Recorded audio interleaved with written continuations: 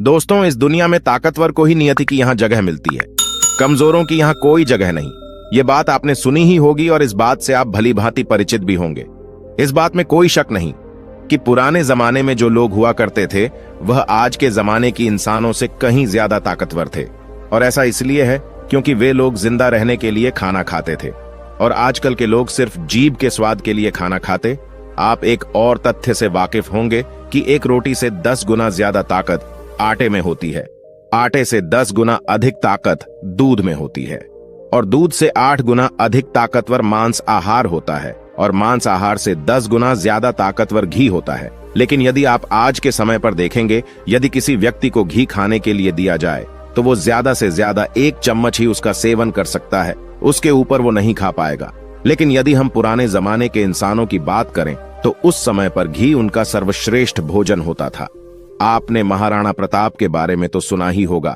वो जितना वजन लेकर युद्ध भूमि पर लड़ते थे उतना वजन तो आज के 4 आदमी भी उठा नहीं पाएंगे।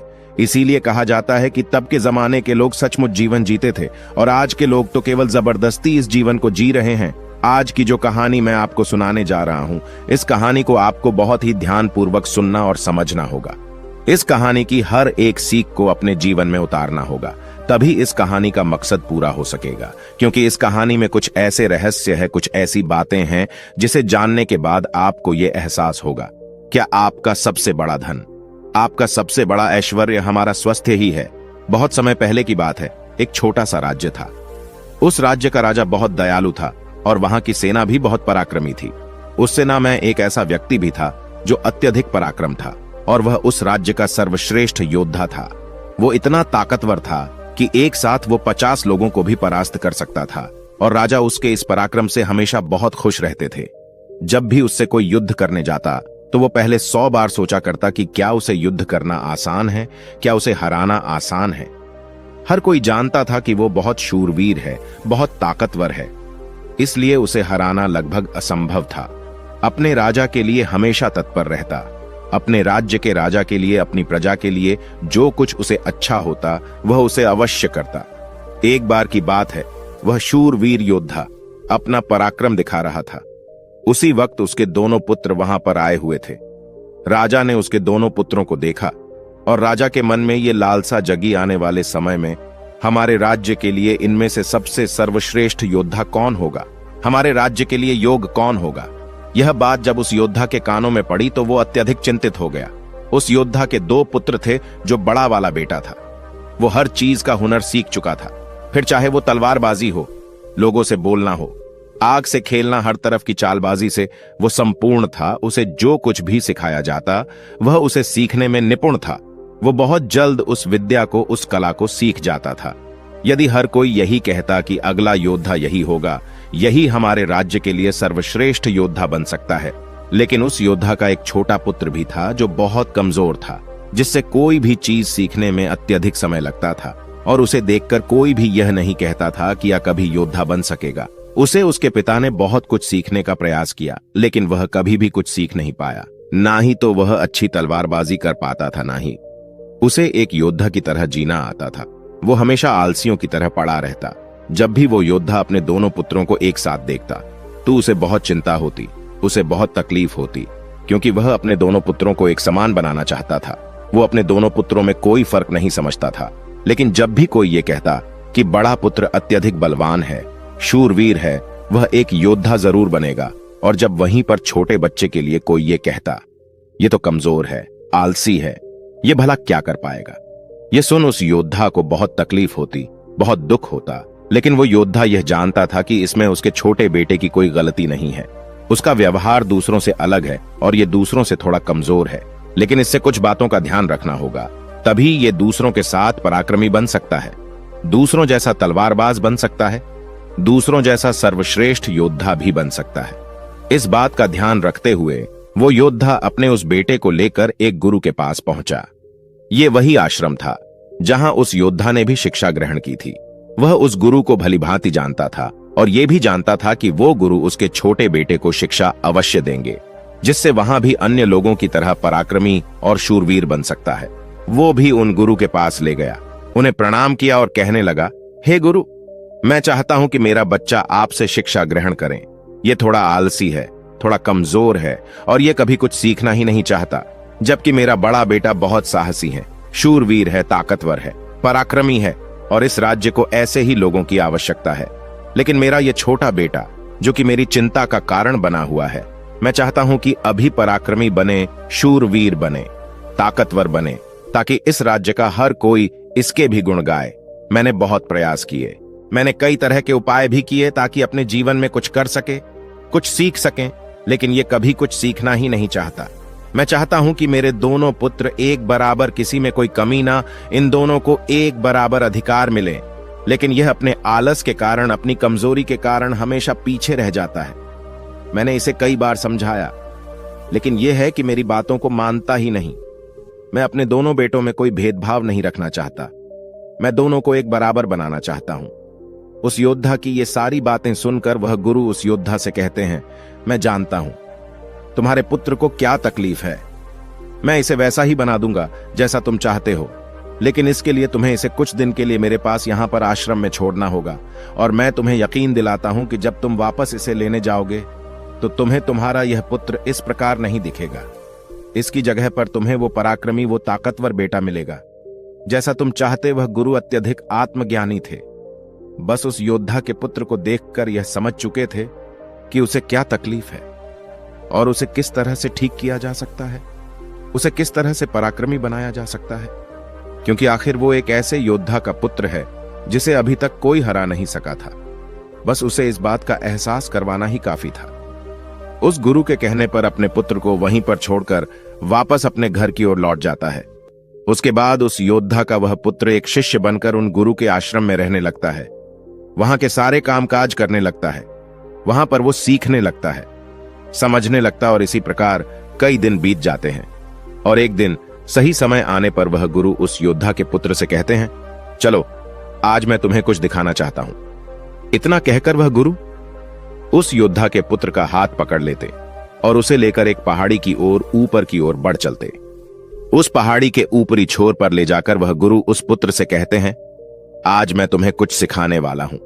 पुत्र, तुम्हें ध्यान से सीखना होगा, क्योंकि यदि तुमने आज ये बात नहीं सीखी तो तुम अपने जीवन भर कुछ नहीं कर पाओगे, कुछ नहीं सीख पाओगे, और हमेशा लोग तुम्हें कमजोर और असहाय समझेंगे और उसी दृष्टि से तुम्हें देखा जाएगा। धीरे धीरे कई दिन बीत चुके हैं और अब तुम्हारे घर जाने का वक्त भी करीब आ चुका है। इसलिए आज मैं तुम्हें यहां पर लेकर आया हूं ताकि मैं तुम्हें सिखा सकूं, यह समझा सकूं कि तुम इस धरती पर क्यों आए, तुम्हारे आने का क्या कारण है। इतना कहकर वो गुरु उस पुत्र को ऊपर की ओर इशारा करते हुए कहते हैं, ऊपर ध्यान से देखो। उस चील ने अपने पंजों में अपना नवजात शिशु रखा हुआ है। वह चील ऊपर की ओर बढ़ती चली जा रही थी, इतनी ऊंची जाती कि बादलों को चीर कर ऊपर बढ़ती ही चली जाती और वहां पर जाकर वो अपने बच्चे को छोड़ दे। यदि वो छोटा सा बच्चा डर गया, उसे यह समझ नहीं आ रहा था क्या आखिर उस चील ने अपने ही बच्चे को इस तरह से नीचे क्यों फेंक दिया। गुरु और शिष्य दोनों इस दृश्य को बड़े ही ध्यानपूर्वक देख रहे थे। जैसे ही उस चील ने अपने उस बच्चे को नीचे की ओर छोड़ा, वो बच्चा तेजी से एक पत्थर की भांति नीचे की ओर गिरता चला जा रहा था। और वह जब तेजी से नीचे आने लगा तो उसने कई बार कोशिश की, कई बार प्रयास किए कि वो अपने पंखों को खोल सके, फड़फड़ा सके, जिससे वह हवा की उस रुख का फायदा ले सके, वह भी उड़ सके। लेकिन उसके कई अथक प्रयास के बाद भी उसके पंख नहीं खुल पा रहे थे और वह एक पत्थर की भांति तेजी से नीचे गिरता चला जा रहा था। जैसे जैसे वो नीचे गिरता जा रहा था, उसकी मां भी ठीक उसके पीछे ही थी। उसने ऊपर से अपने पंजे में फिर एक बार अपने उस बच्चे को पकड़ लिया। एक बार फिर वो चील अपने उस बच्चे को लेकर आकाश में ऊपर ऊंचाई की तरफ बढ़ती चली जाती है और फिर से वो ऊंचाई पर जाकर अपने बच्चे को ठीक उसी प्रकार छोड़ देती है। यह देख उस बच्चे को कुछ समझ नहीं आ रहा था कि आखिरी चील अपने बच्चे के साथ ऐसा क्यों कर रही है। यदि उसके बच्चे को कुछ हो गया तो फिर क्या होगा। चील लगातार इसी प्रक्रिया को दोहरा रही थी। गुरु अपने उस शिष्य का हाथ पकड़ते हुए बस पेड़ की ओर आगे बढ़े जहां पर वह चील रहा करती थी, और उस जगह को दिखाते हुए वह गुरु उस पुत्र से कहते हैं कि इस जगह को ध्यान से देख लो। ठीक इसी जगह पर वह चील और उसका बच्चा इस पेड़ पर रहते हैं। तुमने एक बात और गौर की, इस पेड़ पर तुम्हें अनेकों फूल देखने को मिल रहे होंगे, लेकिन जहां पर यह चील और इसका बच्चा रहता है वहां पर तुम्हें एक भी फूल नजर नहीं आएंगे, क्योंकि फूल बड़े ही कोमल होते। और वह चील चाहती तो इन फूलों को अपने साथ जहां पर रहती है उसे रख सकती थी, लेकिन वह जानती है कि फूलों में रहकर उसका बच्चा एक पक्षी बनेगा। लेकिन जब वह कांटों वाले घोंसले में रहेगा तभी एक चील बन पाएगा। और एक चील के बच्चे को हर तरह की यातनाएं बचपन से ही सहनी पड़ती है ताकि वह अन्य पक्षियों की तरह कोमल ना बने, क्योंकि वह एक चील का पुत्र है और उसे चील की तरह अपना जीवन व्यतीत करना है। यदि वो बाकी पक्षियों की तरह बनेगा तो उसमें चील वाले वो स्वभाव नहीं होंगे और ना ही उसे कोई चील का पुत्र कह सकेगा। ठीक इसी प्रकार तुम भी एक शूरवीर योद्धा के पुत्र हो। यदि तुम चाहो तो अन्य लोगों की तरह अपना जीवन व्यतीत कर सकते हो। तुम फूलों का आनंद ले सकते हैं, लेकिन तुम एक योद्धा के पुत्र हो, इसलिए तुम्हें भी कांटों की राहों पर चलना ही होगा। इन कांटों की राह पर चलकर ही तुम अपने आप को मजबूत बना पाओगे, अपने आप को शूरवीर और पराक्रमी बना सकोगे। ठीक वैसा ही ये चील भी कर रही है। वह भी अपने पुत्र को पराक्रमी और शूरवीर बना रही है। वो अपने बच्चे को उड़ान भरना सिखा रही है। वह बार बार जाकर अपने बच्चे को इसीलिए नीचे पटक रही है ताकि उसका बच्चा खुद ब खुद उड़ान भरना सीख ले। जब भी चील किसी को जन्म देती है तो हर बार उसे वही सिखाना चाहती है जो उसने सीखा है। वह एक चील होने का उसे एहसास कराना चाहती है। किंतु यदि वही पुत्र किसी और पक्षी के घर पर जन्म लेता तो उसे इस तरह की यातनाएं ना सहनी पड़ती, उसे इस तरह से किसी भी क्रिया से ना गुजरना पड़ता। वह फूलों के घोंसले में रह सकता था, वह फूलों में पैदा होता और फूलों में ही खत्म हो जाता। लेकिन चील के बच्चे का एक नियम होता है, एक नियति होती है कि नियति उसे तभी जिंदा रखेगी जब वो पराक्रमी होगा, शूरवीर होगा और उसे वो सारे हुनर, वो सारे पराक्रम सीखने ही होंगे। ठीक उसी प्रकार तुम भी एक शूरवीर योद्धा के पुत्र, एक पराक्रमी योद्धा के पुत्र, इसलिए तुम्हें भी वह हुनर सीखना ही पड़ेगा। अन्यथा अन्य पक्षियों की तरह तुम भी अपने जीवन में कुछ नहीं कर पाओगे। तुम भी एक दिन फूलों में जीकर फूलों में ही मर जाओगे। ये सब देखकर वो पुत्र उन गुरु के चरणों में गिर पड़ा, उन्हें प्रणाम की और कहने लगा, हे गुरुदेव, मुझे अपनी गलती का एहसास हो चुका है। मुझे यह पता चल चुका है कि मैं एक शूरवीर योद्धा का पुत्र हूं और मुझे अपना जीवन इसी तरह से जीना है। मुझे इस हुनर को सीखना ही होगा। इतना कहकर वह गुरु और शिष्य वापस आश्रम की ओर लौट जाते हैं। वहां पहुंचने के बाद वह गुरु अपने उस शिष्य से कहते हैं, मैं तुम्हें कुछ ऐसी बातें बताने जा रहा हूं जिससे तुम्हें अपने जीवन में उतारना होगा। यदि तुम इन बातों को अपने जीवन में उतार लेते हो और इसे तुम्हें जीवन भर याद रखना होगा। जो कुछ तुमने अभी उस चील से सीखा है वह तुम्हारे लिए एक ऐसी सीख है जिसे तुम्हें कभी नहीं भूलना चाहिए। लेकिन तुम एक चील नहीं हो और चील की बच्चों की तरह तुम इन ज्ञान को भी अर्जित नहीं कर सकते। आखिर तुम एक इंसान हो और तुम्हें इंसानों की तरह ही अपने शरीर को बनाना होगा। आज मैं तुम्हें कुछ बातें बताने जा रहा हूं जो तुम्हें अपने घर जाकर करनी होगी, जिससे तुम एक पराक्रमी योद्धा बन सकोगे और अपने शरीर को स्वस्थ रख पाओगे। क्योंकि एक शूरवीर हमेशा अपने शरीर का ध्यान रखता है। वो हमेशा अपने शरीर को चुस्तीला और फुर्तीला बनाए रखता है, जिसके कारण वो कभी बीमार नहीं पड़ता। तुम्हें भी इस बात का ध्यानपूर्वक ध्यान रखना होगा। तुम्हें सुबह जल्दी उठना होगा। 6 से 8 घंटे की नींद तुम्हारे लिए महत्वपूर्ण है। इससे ज्यादा कभी मत सोना। सुबह जल्दी उठकर अपना जो हुनर है उसका अभ्यास करना। जिस प्रकार तुम्हारे पिता एक योद्धा है पर सुबह उठकर अपने सभी हुनरों का अभ्यास करते, ठीक उसी प्रकार तुम्हें भी सुबह उठकर अपने सभी हुनर का अभ्यास करना होगा। योगा प्राणायाम करना होगा, जिससे तुम्हारा शरीर पूरी तरह से स्वस्थ होगा। और जितना तू अपने शरीर को स्वस्थ रखोगे उससे भी ज्यादा तुम अपने अंदर की शक्तियों को समर्थ बना पाओगे। और तुम्हें एक बात और याद रखनी होगी, जितना तुम्हें अपने ऊपरी शरीर का ध्यान रखना है उतना ही तुम्हें अपने भीतर के शरीर का भी ध्यान रखना है। अर्थात अपनी मानसिक शक्ति का भी तुम्हें ध्यान रखना होगा, इसे भी बढ़ाना होगा। और ये मानसिक शक्ति तुम्हें ध्यान से मिलेगी। इसीलिए हमेशा ध्यान करना, हमेशा सुबह उठकर प्राणायाम करना, हमेशा सुबह उठकर योगा करना। ये तुम्हें मजबूती प्रदान करेंगे। और यदि इसके बाद भी तुम सुबह जल्दी नहीं उठ पाते, तुम इस आदत को नहीं अपना पाते, तो मेरा एक और सबक याद रखना। जिस दिन तुम उठने में लेट हो जाओ, अर्थात जितना समय तुम देरी से उठो, अपने शरीर पर उतने ही कोड़े मरवाना। जब तुम यह क्रिया 4 से 5 दिन करोगे तो तुम खुद ही अपने आप में वो बदलाव देख पाओगे कि तुम अपने आप ही अपने समय पर उठना शुरू कर पाओगे। दूसरी बात जो तुम्हें हमेशा ध्यान रखनी है कि तुम्हें हमेशा स्वादिष्ट और स्वस्थ खाना ही खाना है। ऐसी चीजें कभी मत खाना जो तुम्हारे शरीर को नुकसान पहुंचाती है। हमेशा तुम स्वस्थ खाना ही खाना, जैसे हरी सब्जियां, फल, दूध, दही। तुम भोजन अपने शरीर के लिए करना ना कि अपनी जीभ के लिए, ना ही स्वाद के लिए। अगली बात वो गुरु अपने शिष्य से कहते हैं कि जब भी तुम्हारे मन में कोई चिंता हो कोई ऐसा विषय हो जिसे लेकर तुम बहुत चिंतित हो, तो ऐसी बात अपने घर परिवार में अवश्य बताना। यदि तुम इन बातों को अपने मन में रखते हो तो ये बातें तुम्हें मन ही मन कमजोर बनाती चली जाएगी। ये चिंता तुम्हें अंदर ही अंदर खाती चली जाएगी और तुम खोखले होते चले जाओगे। और याद रखना, जब हमारा मन बीमार पड़ता है तो वो हमारे शरीर को भी बीमार कर देता है। इसलिए कोई भी बात कभी छुपाकर मत रखना। हर बात अपने घर वालों और अपने परिवार को अवश्य बताना आगे, वह गुरु अपने उस शिष्य से कहते हैं। हमेशा सकारात्मक सोच रखना, कभी भी नकारात्मक विचार अपने दिमाग में आने मत देना।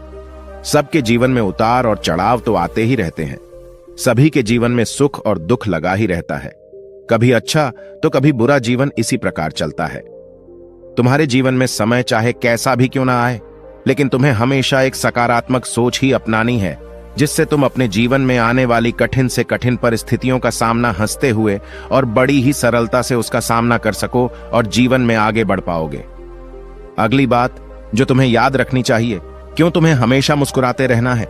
क्योंकि एक योद्धा यदि चिंतित हो तो उसका राज्य भी चिंतित हो सकता है, और तुम्हारी मुस्कुराहट से ही सबको ताकत मिलती है। तुम एक शूरवीर योद्धा के पुत्र, तुम्हारी हंसी तुम्हारे चेहरे से अलग नहीं होनी चाहिए। तुम्हारा मुस्कुराते रहना ही तुम्हारे और तुम्हारे राज्य के लिए उचित है, और यह तुम्हारे राज्य को एक सकारात्मक ऊर्जा प्रदान करता है, और तुम्हारा मुस्कुराते रहना तुम्हारे लिए भी अच्छा है। यह तुम्हारे भीतर सकारात्मक ऊर्जा का प्रवाह करता है। गुरु अपने उस शिष्य को आखिरी सीख देते हुए कहते हैं, हमेशा अपने जीवन में दान पुण्य करते रहना, तो इससे कभी पीछे मत हटना। तुमने देखा होगा कि राजा महाराजा ऐसे होते हैं, क्यों दान के समय पर उनसे जो मांगा जाए वो सब देने के लिए तैयार हो जाते। फिर चाहे आप उनका राजपाट ही क्यों ना मांग लें, दान पुण्य करना अत्यधिक जरूरी है। और ऐसा नहीं कि दान में तुम केवल धन ही दो, तुम किसी की मदद भी कर सकते हो। इसलिए दान पुण्य के समय पर तुम्हें कभी पीछे नहीं हटना चाहिए। जब हम दान करते हैं तो हमारे मन में एक अजीब सी खुशी महसूस होती है। हमारा मन बहुत खुश होता है, हम बहुत अच्छा महसूस करते हैं, और ये खुशी हमारे शरीर को और भी ज्यादा मजबूत बनाती है। लोगों में यह गलत धारणा है कि जब हम दान करते हैं तो हमारी संपत्ति घटती है, लेकिन ऐसा नहीं है। जब हम दान करते हैं तो इससे हमारी संपत्ति घटती नहीं बल्कि बढ़ती चली जाती है। इसलिए दान करने से कभी पीछे मत हटना। जब भी तुम्हें मौका मिले, जैसा भी तुम्हें मौका मिले, तुम दान अवश्य करना। इतना कहकर गुरुवर शांत हो गए और शिष्य उन गुरु के चरणों में प्रणाम करके उनसे कहता है, हे गुरु, आपने जो मुझे शिक्षा दी है, ये शिक्षा मैं अपने जीवन भर याद रखूंगा। इसे मैं कभी भुला नहीं पाऊंगा। हे गुरु, अब मुझे आज्ञा दीजिए। मैं अपने घर जाना चाहता, अपने पिता की तरह एक पराक्रमी योद्धा बनना चाहता हूं। इतना कहकर वह शांत हो जाता है और गुरु उसे आशीर्वाद देते हुए उस शिष्य को उसके घर जाने की आज्ञा प्रदान करते हैं। दोस्तों, उम्मीद है कि आपने आज के इस वीडियो से जरूर कुछ ना कुछ सीखा होगा। तो आज के वीडियो में आपने जो कुछ भी सीखा है, आप उसे अपने जीवन में जरूर उतारोगे, क्योंकि ये बातें आपका जीवन बदल कर रख देंगी। और हमारी ये वीडियो बनाने का मकसद भी यही है, क्या आप अपने जीवन में वो बदलाव ला सकें जिससे आपका जीवन अच्छा और सकारात्मक बनता चला जाए। यदि आप इसे अपने जीवन में उतारते हैं तो हमारा यह वीडियो बनाने का मकसद भी पूरा हो जाएगा। तो अगर आपको यह वीडियो थोड़ी सी भी अच्छी लगी हो तो वीडियो को लाइक और अपने दोस्तों के साथ शेयर करना ना भूलें, और हमें ऐसे ही सपोर्ट करने के लिए चैनल को सब्सक्राइब और घंटी बटन को भी जरूर दबा दीजिएगा। तो चलिए मिलते हैं एक और वीडियो में, तब तक के लिए अपना ख्याल रखें। धन्यवाद।